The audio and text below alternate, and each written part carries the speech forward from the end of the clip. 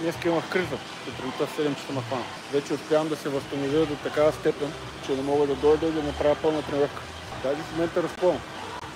Не им се пише много добре за хейтерите. Всеки ден трябва да се молят, на кой там се молят да умирам. Защото ако продължавам така, да чувам колко време продължи кризата. Аз си поспах. Вече мога и да спа. 1 час след кризата вече мога и да поспивам.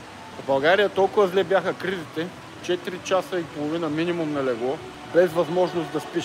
Когато заспя, възпаленията, кризите минават много по-бързо, защото цялото тяло се успокоява. Шътдаун.